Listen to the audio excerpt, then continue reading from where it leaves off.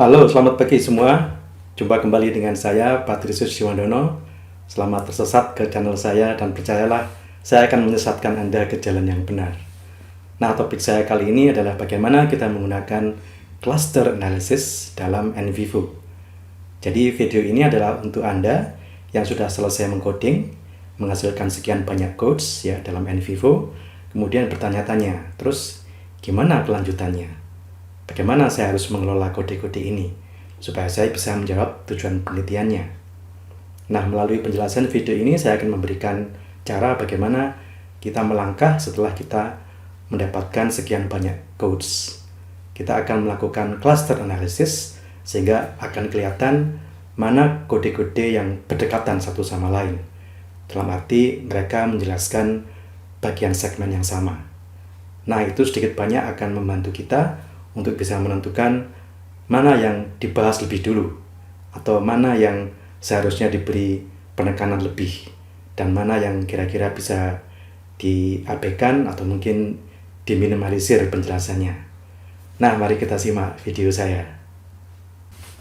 Jadi saya mulai dengan menjelaskan atau mengungkapkan satu rumusan masalah atau tujuan penelitian dari sebuah penelitian yang saya lakukan, yaitu menggambarkan bagaimana karyawan Indonesia beradaptasi dengan budaya Prancis di sebuah perusahaan Prancis yang beroperasi di Indonesia.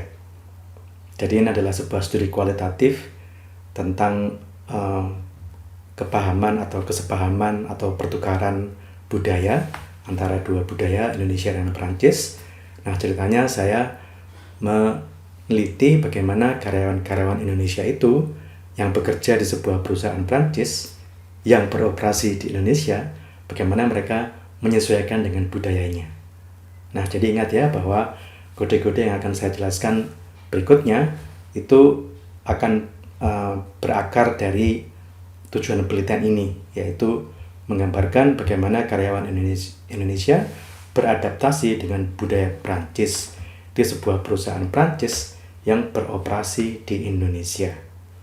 Nah, kenapa ini penting? Karena semua langkah setelah pengkodean dan juga pembahasan dan penafsirannya itu nanti harus senantiasa bisa diarahkan untuk menjawab tujuan penelitian ini. Jadi jangan sampai Anda punya sekian banyak kode, kemudian asik menafsirkan sana-sini, ternyata setelah dibaca lagi tidak menjawab pertanyaan intinya. Nah, jangan sampai yang seperti itu terjadi. Oke, sekarang akan saya lanjutkan dengan NVivo-nya ya. Nah, jadi ini adalah hasil coding yang sudah saya lakukan pada 4 transkrip wawancara dengan karyawan-karyawan di perusahaan Prancis itu. Dan saya mendapatkan sekian banyak kode. Ya, sekian banyak kode ini lumayan banyak ini ya. Nah, langkah pertama adalah kita perlu melihat dulu dari angka-angka ini ya. Perhatikan angka-angka yang reference-nya besar dan juga files-nya juga angkanya besar. Reference itu artinya segmen dari transkrip atau dari data yang Anda kodekan. Ya, jadi kalau di sini reference-nya 7, itu artinya kode ini itu mengkodekan 7 segmen data. Ya, cukup banyak. Kemudian juga dia berasal dari 4 files. Ini ada 4 ya.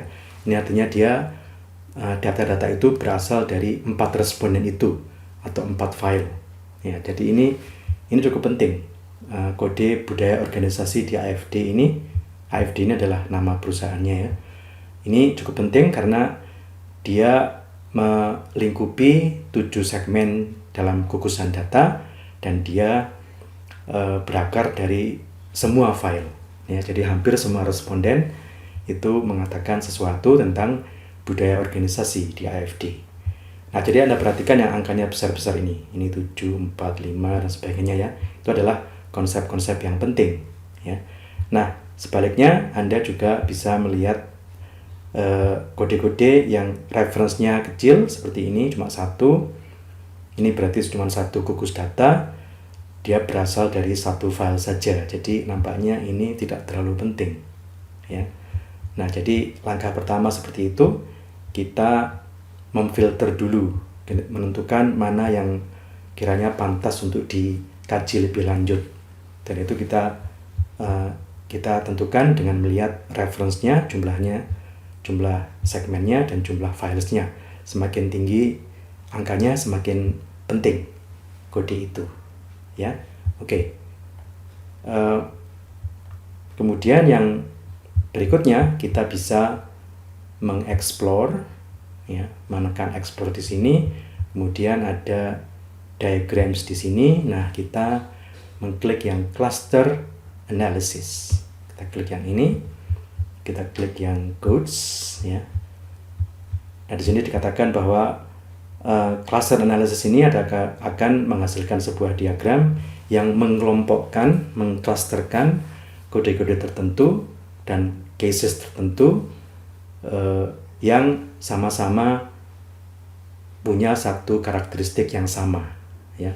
Similar on selected karakteristik. Jadi ada karakteristik yang sama yang membuat mereka berkumpul dalam satu cluster, ya. Nanti nama hasilnya namanya dendrogram atau cluster map, peta cluster. Oke, kita klik next. Nah, di sini kita akan memilih kodenya. Kalau kita ingin melingkupi semua kode, kita ingin melihat bagaimana kode-kode itu saling berkaitan, saling terkelompok, maka kita tinggal mengklik kode saja. Ini akan mengklik semua kode, ya. Ya, tentunya semakin banyak kode Anda, semakin agak lama nanti si NVivo memprosesnya. Oke, kita pilih semua codes, kemudian kita oke. Kemudian di sini kita pilih yang coding similarity. Coding similarity itu artinya di sini dikatakan akan menghasilkan diagram yang mengelompokkan kode-kode tertentu dan cases-cases tertentu dalam satu kelompok jika mereka mengkodekan files yang sama, ya. Ini nanti bisa kita pandang sebagai kode itu penting untuk dibahas karena mereka membahas bagian file atau bagian data yang sama, ya. Nah, nama hasilnya seperti tadi, namanya dendrogram atau cluster map. Kita klik finish di sini. Yang untuk sebentar ini kita abaikan dulu, ya, koefisiennya kita abaikan. Kita klik finish. Nah, seperti inilah hasilnya, ya. Jadi kalau saya zoom in, dikit lagi, zoom in, oke. Nah, seperti inilah kode-kode yang sudah diklusterkan, ya. Jadi ini gugus ini maksudnya kode-kode yang tercluster atau terkelompok pada satu gugus yang sama. Jadi misalnya adaptasi budaya, kode adaptasi budaya dengan kode fleksibilitas itu sama-sama mengkodekan bagian file atau bagian data yang sama, ya. Oleh karenanya mereka saling berdekatan. Mereka dekat juga dengan multibahasa dan relasi antar orang, ya. Dan sebagainya. Di sini kita bisa melihat beberapa cluster, beberapa gugus yang memuat beberapa kode, ya. Nah, dari sini kita bisa menentukan mana yang kira-kira merupakan topik yang penting atau cara membahas atau penafsiran yang penting untuk langkah selanjutnya. Nah, kita bisa sekali lagi di sini, sampai di sini kita harus kembali kepada tujuan penelitiannya. Masih ingat, ya, tujuan penelitiannya adalah menggambarkan bagaimana karyawan Indonesia beradaptasi dengan budaya Prancis di sebuah perusahaan Prancis yang beroperasi di Indonesia. Nah, kita akan memilih gugus atau klaster kode yang kira-kira selaras atau menjawab tujuan penelitian itu, ya. Nah, ini tentunya kita bisa memilih yang ini adaptasi budaya, itu nanti kita harus mengaitkannya dengan fleksibilitas, ya. Kemudian pokoknya yang paling dekat dengan hal tentang budaya. Di sini ada asimilasi budaya, kemudian juga ada culture shock, dia bahas di sini, nanti perlu kita bahas juga, ya. Kemudian mana lagi?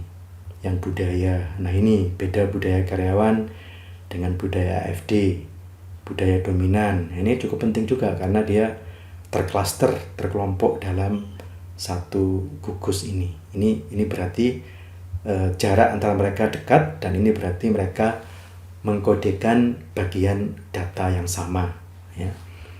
Nah, jadi 3 ini, yang tadi adaptasi budaya, ya, kemudian asimilasi budaya, kemudian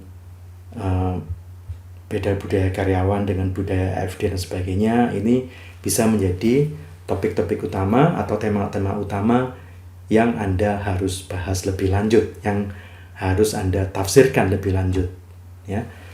Nah, yang lain-lainnya seperti misalnya sanksi, di sini kan mungkin nggak perlu sampai ke sanksi, ya. Jadi ini nggak usah dulu, ya. Kemudian ada permasalahan dalam komunikasi. Nah, ini penting juga rasanya. Jadi kalau Anda melihat bahwa budaya itu sedikit banyak juga menyangkut komunikasi, maka ini nanti juga harus Anda bahas, karena komunikasi ini penting, ya, merupakan salah satu elemen penting dalam budaya, ya. Kemudian ada apa lagi, pemimpin proses komunikasi. Ini bolehlah bisa masuk ke sana, tapi ini sebenarnya masuk kepada pengelolaan keberagaman, ya, tergantung pada bagaimana Anda menafsirkan bagaimana adaptasi budaya itu diwujudkan. Ya, kalau misalnya sampai pada komunikasi, kemudian harus ada pemimpinnya dan sebagainya, ya tentunya Anda bebas untuk membahasnya juga. Tapi hal seperti sanksi, tempat kerja dan sebagainya, ini ya barangkali bisa diabaikan dulu, ya, supaya pembahasan Anda itu tidak berpanjang lebar, tapi mengerucut pada inti permasalahan atau tujuan rumusan masalah tadi. Oke? Nah, seperti itulah kita mengatur atau mulai menata pikiran kita untuk menetapkan tema-tema utama yang perlu kita bahas, ya. Ini untuk satu masing-masing ini mempunyai, kalau kita klik itu akan masuk ke kodenya. Misalnya di sini ada senioritas. Ini apa sih senioritas ini, pentingnya gimana? Coba kita klik. Nah, dia akan masuk ke kodenya, masuk ke bagian yang sudah kita kodekan dengan senioritas. Nah, di sini ternyata terungkap bahwa tidak ada senioritas yang berlebihan seperti di kantor lainnya. Nah, jadi ini satu hal yang penting, walaupun kecil tapi penting, karena ternyata di lembaga itu tidak terkesan senioritas yang sangat berlebihan, ya, sehingga ya ujung-ujungnya malah karyawan merasa nyaman karena seperti tidak ada jurang yang besar antara karyawan dengan atasannya, ya. Jadi ini satu hal yang penting juga untuk dibahas, ya. Oke. Jadi itu adalah clustered by coding similarity. Kita juga bisa melakukan, kita kembali ke tadi, explore, diagrams, cluster analysis, codes, ya. Kemudian next. Nah, ini sekarang kita pilih kode yang sama semuanya, ya. Tapi sekarang kita pilih word similarity. Kalau tadi kan saya pilih coding similarity, ya. Sekarang word similarity. Kita klik finish. Nah, hasilnya juga sama seperti tadi, hampir sama seperti tadi, ya. Tetapi sekarang ini yang diklasterkan dalam satu kelompok yang sama itu mereka memuat kata-kata yang sama, ya. Jadi seperti misalnya kelonggaran aturan, keunikan budaya orang di AFD. Ini adalah 2 kode yang dikelompokkan dalam satu klaster yang sama karena mereka mengkodekan word atau kata yang similar, yang mirip, yang sama, ya. Ya, kita bisa klik 2 kali di salah satunya. Misalnya kita ingin melihat kayak apa sih kata-katanya. Nah, seperti ini, ya. Ini keunikan budaya, ya. Ya, ini berkata tentang keunikan, ya, kelonggaran soal waktu dan tempat dan sebagainya. Yang jelas ini adalah kata yang mirip atau mempunyai kata-kata yang mirip dengan ini, kelonggaran aturan, ya. Ini juga sedikit banyak bisa membantu kita untuk menetapkan kode-kode mana atau gugus kode mana yang pantas untuk dikaji lebih lanjut, pantas dijadikan tema, kemudian dikaji lebih lanjut, ya. Di sini kita bisa melihat ini ada klaster pertama, klaster kedua tentang keunggulan budaya di AFD, senioritas dan sebagainya. Ini dilingkupi oleh kebiasaan di kantor, ya. Jadi kita bisa melihat kedekatan antar kode-kode itu dari segi kata-kata yang sama, ya. Jadi gunakanlah word similarity dan coding similarity dari cluster analysis untuk bisa membantu kita menentukan tema-tema yang mana atau kode-kode yang mana yang pantas dikaji lebih lanjut, sehingga menjadi satu tema pokok yang kemudian dikaji dan dianalisis lebih lanjut dan ditafsirkan, dibahas dalam penafsiran. Sekali lagi, harus mengarah kepada tujuan penelitian. Jangan sampai Anda kemudian menyimpang dari tujuan penelitiannya ketika sudah dibaca lagi oleh reviewer atau oleh promotor atau oleh dosen pembimbing, loh ternyata kok tidak menjawab tujuan penelitiannya, ya. Nah, itu jangan sampai seperti itu. Maka cluster analysis bisa digunakan untuk membantu Anda supaya menentukan kode-kode mana yang pantas dianggap menjadi tema yang kemudian bisa dikaji lebih lanjut dan ditafsirkan lebih lanjut sebagai jawaban dari tujuan penelitian. Nah, kiranya tips ini bermanfaat. Sampai jumpa di episode yang mendatang.